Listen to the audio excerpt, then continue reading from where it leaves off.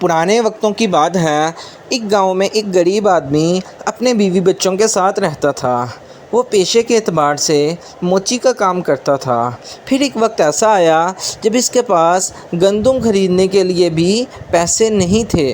اس نے اپنی بیوی سے کہا کہ وہ اس گاؤں سے ہجرت کر کے شہر جانا چاہتا ہے اور وہاں جا کر اپنی قسمت کو آزمانا چاہتا ہے۔ موچی اگلے دن شہر کی طرف روانہ ہو گیا۔ وہاں اس نے بازار جا کر آوازیں لگانا شروع کر دیں، پرانے جوتوں کی مرمت کروا لو اور اپنے پرانے جوتے بالکل نئے جوتوں کی طرح چمکا لو۔ پہلے دن تو اسے کوئی کام نہ ملا۔ اگلے دن وہ شہر کی سڑکوں پر آواز لگاتے ہوئے گلی گلی گھوم رہا تھا۔ اچانک اسے نیچے سے آواز آئی۔ اس نے مڑ کر دیکھا تو ایک بوڑھی عورت اپنا پرانا جوتا لیے کھڑی تھی۔ اس نے موچی سے کہا کہ اس کے جوتے کی مرمت کر دو۔ اس نے بڑھیا کے گھر کے باہر پیڑھی پر بیٹھ کر اس کے جوتے کی مرمت کر دی۔ جب کام مکمل ہوا تو بڑھیا نے اس کی محنت کی قیمت پوچھی۔ اس نے کہا ایک سونے کا سکہ۔ اس نے اپنا تھیلا پکڑا اور اگلی گلی میں چل پڑا۔ اچانک ایک اور خاتون کی آواز آئی اور اس نے بھی اسے اپنے جوتے مرمت کے لیے دیے۔ موچی نے اس کے جوتے کی مرمت کی اور اپنا معاوضہ لے کر چل پڑا۔ موچی نے محنت کر کے کچھ دنوں میں اتنے پیسے کما لیے جس کے بعد اس نے گھر جانے کا فیصلہ کیا۔ اس نے 4 سونے کے سکے کما لیے۔ ان میں سے 2 سونے کے سکوں میں سے اس نے ایک گدھا خریدا اور باقی 2 سونے کے سکے لے کر گھر کی طرف چل پڑا اور اپنا سامان گدھے پر لاد دیا۔ اسے اپنے راستے سے ایک جنگل سے گزرنا پڑا اور وہاں اسے نئے ڈاکوؤں کا گروہ دکھا تو پریشان ہو گیا۔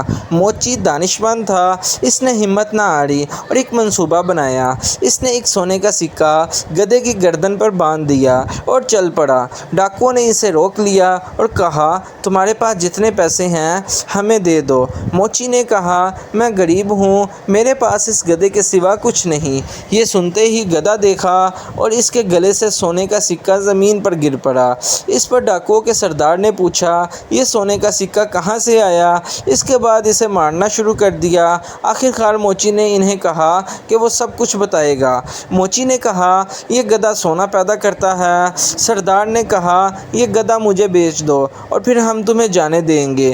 یہ سن کر موچی نے کہا میں ایسا نہیں کر سکتا۔ سردار نے کہا میں اس کے بدلے 50 سونے کے سکے دوں گا۔ موچی رضامند ہو گیا اور اس نے ان سے کہا باری باری ہر ایک کے ساتھ اس گدھے کو رکھنا ورنہ آخر میں تم سب آپس میں پیسے کے لیے لڑتے رہو گے۔ موچی نے ان سے 50 سونے کے سکے لیے اور اپنے گھر کی طرف روانہ ہو گیا۔ موچی نے پیسوں سے پولٹری فارم خریدا۔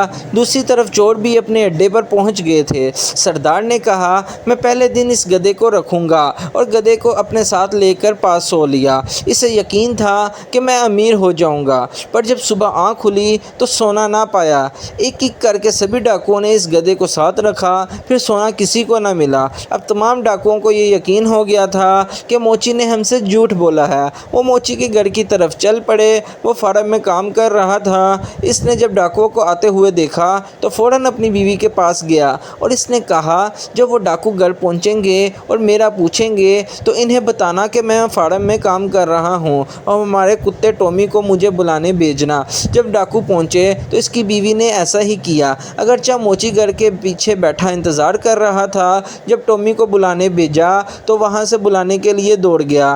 اتنے میں موچی کے گھر کے پیچھے سے آ گیا۔ یہ دیکھ کر ڈاکوؤں کے سردار نے پوچھا تم نے ہمیں دھوکہ دیا ہے، یہ گدھا سونا نہیں دیتا۔ اس پر موچی نے کہا کہ آج میرے پاس جو بھی ہے اس گدھے کا ہی دیا ہوا ہے۔ سردار نے کہا یہ کتا بھی ہمیں بیچ دو۔ اس پر اس نے کچھ دیر تو انکار کیا، لیکن جب 40 سونے کے سکوں کی پیشکش ہوئی تو اس نے حامی بھر لی اور انہیں کتا بھی دے دیا۔ جب کتا لے کر آئے تو سردار نے اپنی بیوی سے کہا میں باہر جا رہا ہوں، جب کوئی بلانے آئے تو ٹومی کو بھیج دینا مجھے بلانے کے لیے۔ ایک ڈاکو جب گھر آیا تو اس کی بیوی نے اس کتے کو اسے بلانے بھیج دیا، پر ڈاکو کو بلانے کتا نہ پہنچا اور وہ اپنے مالک کے گھر چلا گیا۔ ایک ایک کر کے تمام ڈاکوؤں کے ساتھ وہ رہا، پر پھر بھی وہ اپنے پرانے مالک موچی کے پاس پاس پہنچ جاتا۔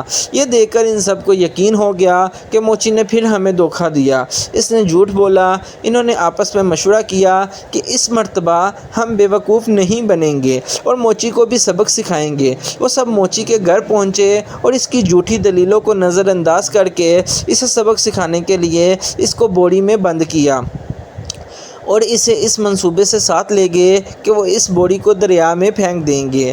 رستے میں ڈاکوؤں نے کچھ دیر آرام کیا اور وہ بوری چھوڑ کر چلے گئے۔ وہاں پہ بوری میں موجود موچی نے بھی چیخو پکار بلند کر دی۔ اچانک وہاں پہ ایک بندہ اپنی بکریاں چرا رہا تھا، وہ پاس سے گزرا۔ موچی نے کہا کہ مجھے یہاں سے نکال دو، میں بادشاہ نہیں بننا چاہتا۔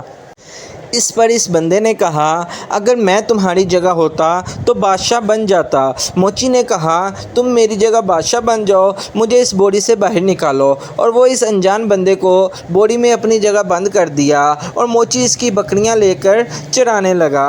جب ڈاکو وہاں پہنچے تو بوری لے کر چل پڑے۔ انہوں نے بوری کو ندی میں پھینک دیا اور وہاں سے دوسری طرف ہو لیے۔ رستے میں جب موچی ملا تو وہ حیران رہ گئے۔ انہوں نے موچی سے کہا کہ وہ یہاں کیسے آ گیا؟